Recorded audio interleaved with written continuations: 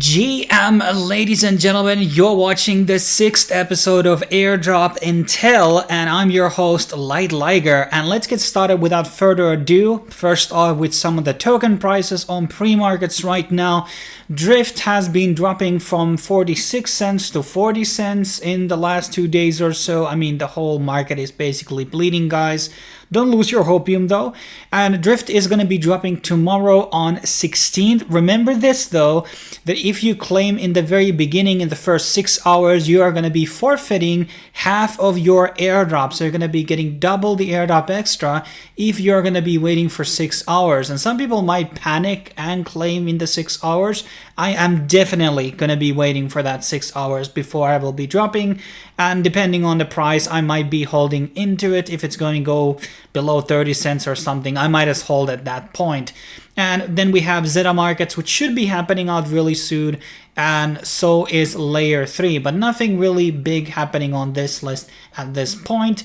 If you want to be staying up to the latest drops and dates, well, you might want to look into our Notion page for a lot of things to grind out. We are updating this, well, when we can, when we have the time. I've been adding a couple of new entries to it into some of the categories, so make sure you're going to be checking it out in case you want more things to grind. So we have a big update coming out from Scroll, which we did do a whole guide video back in December. So in case you interacted with the thing back then, you should be getting now marks. Marks are given out from different types of things. And a lot of the things that you probably got them from, like I did, was the gas that was being spent on the actual chain. So if you did a lot of transactions before they went with the gas upgrade, which happened on April 29th, you are going to be getting a fair share of these marks. I'm not sure what is the average sum. I think, you know, if you had double of this, you should be getting around 1,000 marks.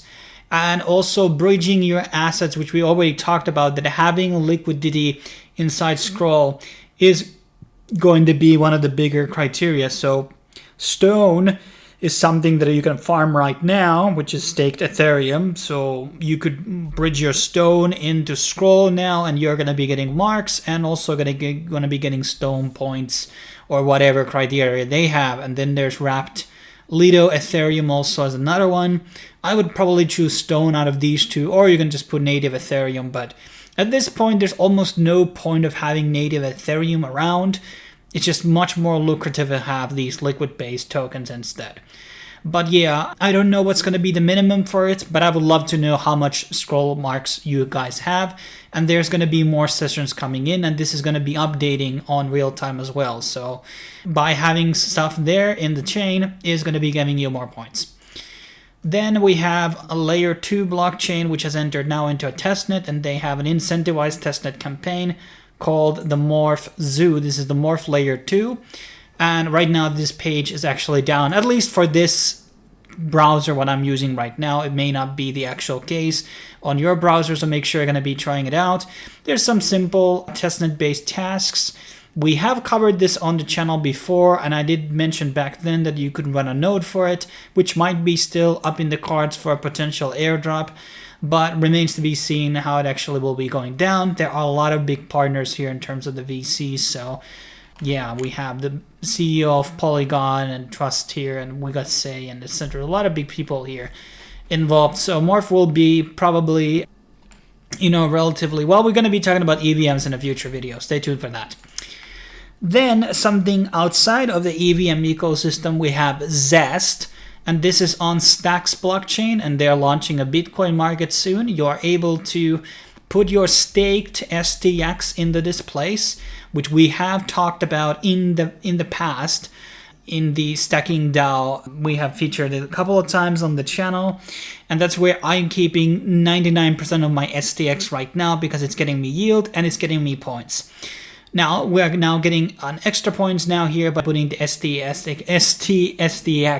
here as well. So I'm getting points under Zest right now. I didn't put a lot of here because, as I've said in the couple of recent videos, these lending protocols are not going to make you a millionaire.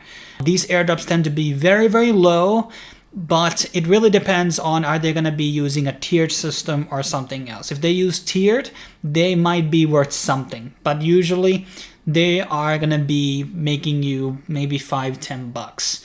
But for me, that's fine because I'm already getting the yield for the SDX anyways here, so it doesn't really matter if I'm putting them here. Then we have a project that is closely associated with Warpcast, and there's a lot of airdrops and meme tokens being published on Warpcast, by the way, so there's a lot of things to grind there. So I recommend kind of like being active on that community. And one of these things that is there is called Pizzverse, and they are going to be doing a bunch of distribution for people who are Farcaster OGs, Debank OGs, prediction game players, which is their own game, people who are providing LPs, I don't know why exactly LPs, and subset of thank you BG, I don't know what the fuck that's supposed to mean, and Degen holders. I have some Degen, but probably I don't know if it's only for whales or whatever, but that's going to be the contribution, and this is going to be happening on the... You can participate on the quest on the actual... I recommend actually following it here and maybe doing some casts in this whole thing to get more points. But yeah, this Pizzverse could be a relatively okay meme coin, actually. I do like the website's pretty clean, and there seems to be some plans actually like doing things, and they have participated on some events as well, so this is like a real legit meme project. But yeah, and then there's going to be an airdrop season 2, which there's a guide for here, so basically buy it, I guess. This is their participation. But let's move on. Layer 3 has started out a new quest line fucking again. I mean, after like grinding out these 100 gems, I was pretty done with this. I'm like kinda at the end of like, you know, on the verge of like just quitting these quest lines here altogether. Like I just want to be over with it, to be honest. I don't have much expectation for the layer 3 airdrop. Might be $50, $100, something like that, but hey, let's see how it goes. And these are pretty easy to do. It's not like LPs, it's just like deposit one asset here, do a swap here, and this is like bridge to OP. So, and Bungie might have their own airdrop as well, so I guess you can get 2 birds with a 1 stone by doing this. And they're not really hard, and they don't take that much time. In 3 days, all of them are going to be available here. So think about it. Back to Newon Heroes, which we did talk about on 2 days ago on the last episode.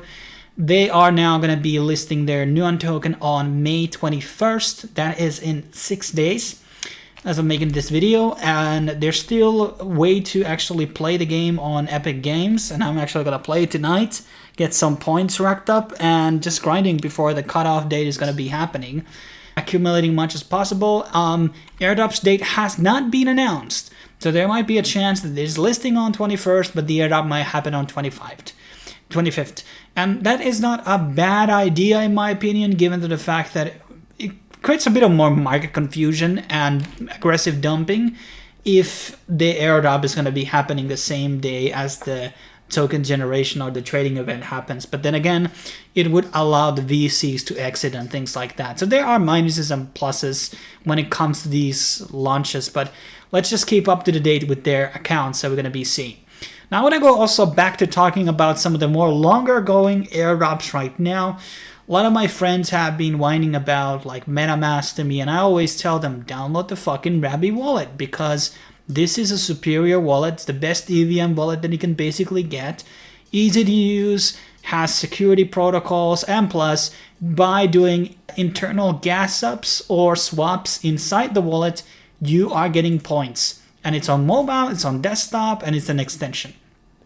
And Rabi is a really, really good wallet. I'm not just shilling you because of the referral link or anything. I'm just saying the way it is. And I have to do like a new top 10, top 5 Web3 wallets, but it's definitely like the best that I like probably using so far. I mean, it's pretty tight race between OKX and Rabi. Both of them have features which the other one don't have, but yeah, it's another one. And then there's obviously Rainbow, which is pretty good, and they also have a point system.